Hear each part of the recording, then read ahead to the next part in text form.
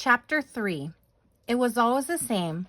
The first meal on arrival day at a new boarding school. She would stand a long while in the doorway of a dining room crowded with girls all dressed alike, all talking, all shouting, all clattering their metal trays against the long metal tables.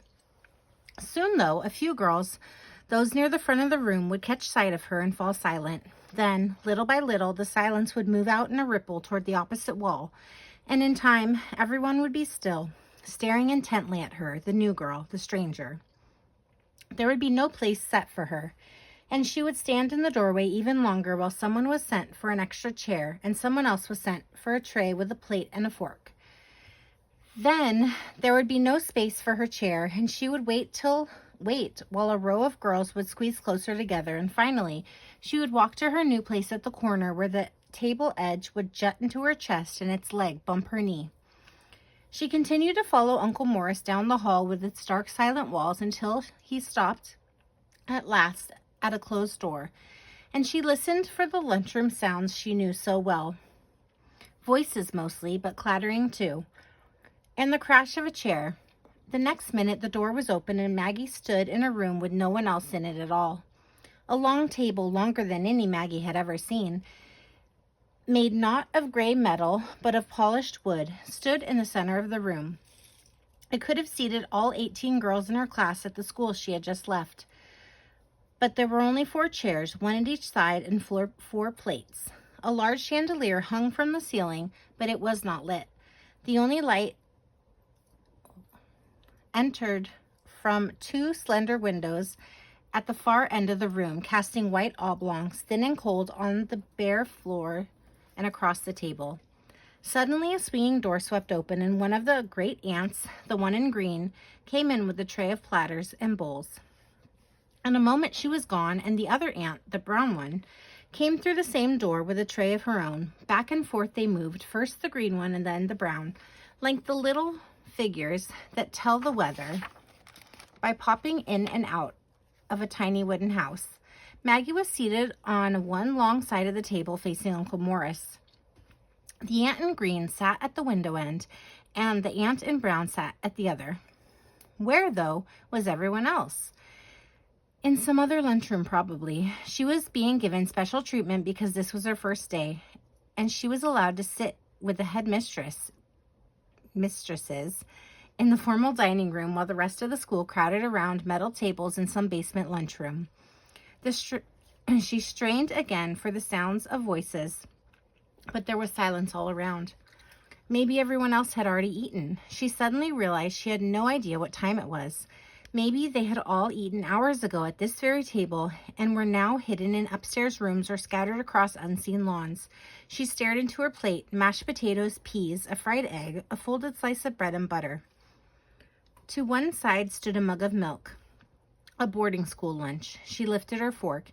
In 2 minutes, she could take care of the whole thing, beginning with the egg yolk, which she stabbed at fiercely with her fork until it burst. Silently, she watched as it bled across its surrounding white film and onto the plate. Sticky yellow blood, she thought, as she rubbed it dry with the edge of her bread. Next, the potatoes. In one movement, she swept them into a narrow wreath around the edge of her plate and buried everything else in their depths. The peas, the egg, the folded bread, stained yellow now and beginning to shred. In a moment, the center of her plate was clean, and the 2 aunts would think she had eaten most of her meal. "Harriet," the aunt in green cried across the length of the table, "she isn't eating at all. She is taking no nourishment into her system."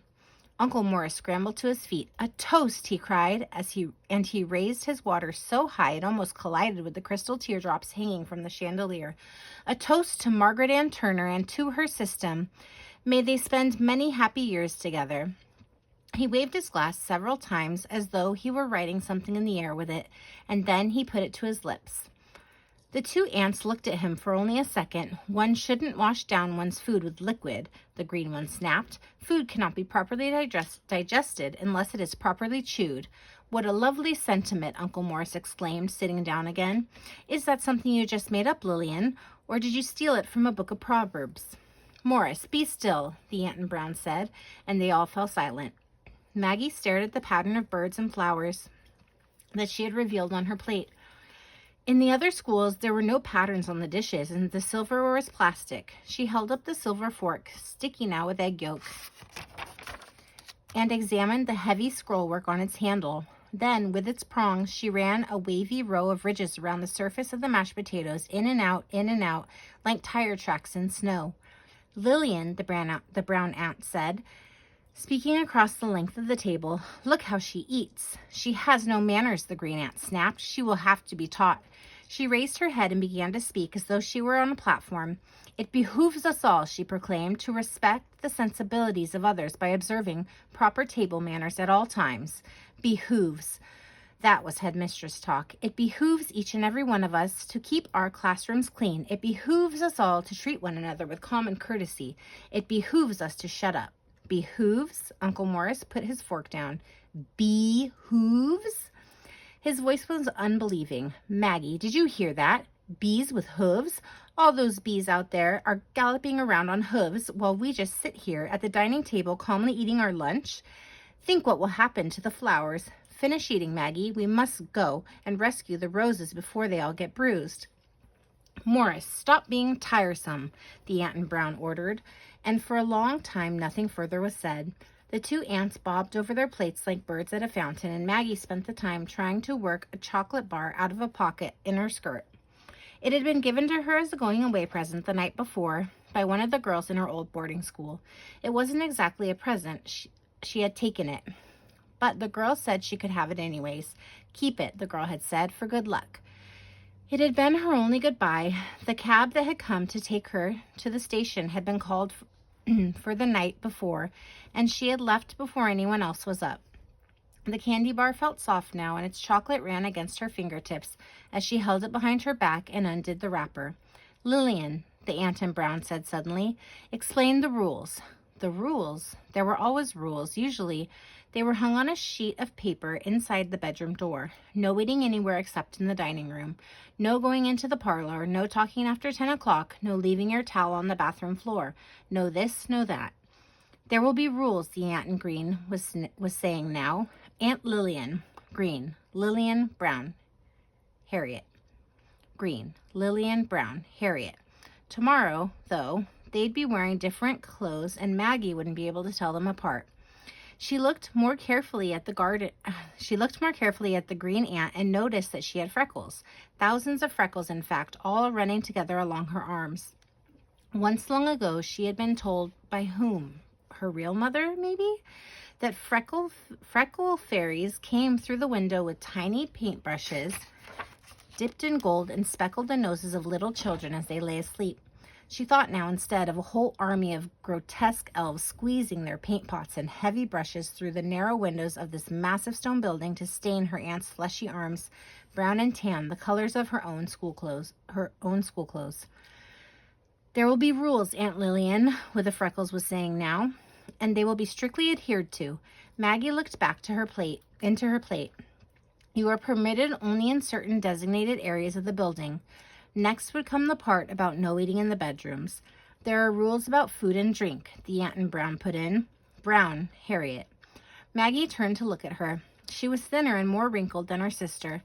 The skin at her throat hung in folds like unpressed silk, and heavy lines like pencil strokes framed her mouth. She would be the meaner one, Maggie decided, but it didn't matter. Mean or nice, it was all the same. She would hate them both, and they would hate her. In fact, they already did. "You will drink from 8 to 10 glasses of water each day," Aunt Harriet was saying, "and visit the bathroom every morning before breakfast." Maggie stared at her. "You will eat a serving of protein at every meal," Aunt Lillian said from her end of the table, "and plenty of green and yellow vegetables every day." She pronounced vegetables with 4 syllables, vegetables, and protein with 3, protein. "Milk or a milk product 3 times a day and a carbohydrate twice." Maggie stared now at Aunt Lillian. She had seen all that somewhere on the side of a cereal box, and she wondered for a moment if her aunt were reading aloud. Carbohydrates lined the tubes. What kind of rules were these anyway? No place had rules about carbohydrates and yellow vegetables. 10 hours of sleep each night. You may listen to the radio for an hour after dinner. There is no television. Television weakens the mind. All boarding schools had television. You could watch it for only a couple hours after dinner, maybe. And you were usually being punished for something so that you couldn't watch it at all, but still it would be there. What kind of place was this? You will dress according to the weather and not the calendar. Warm leg coverings on cold days and a woolen hat that covers the ears, rubbers when it rains. You will not take anything unclean or unhealthy into your system. Maggie brought the candy bar up to her lips now and ate it all at once. She scraped the last streaks of chocolate from the wrapper with her teeth and then, crushing it into a jagged ball, let it drop behind her chair to the floor. Finally, she sucked the chocolate slowly away from each finger, making loud kissing noises as she did so. Both aunts rose. Look what she's doing. She's a disgusting child. The sweetness stung her throat, and she took a quick gulp of her milk.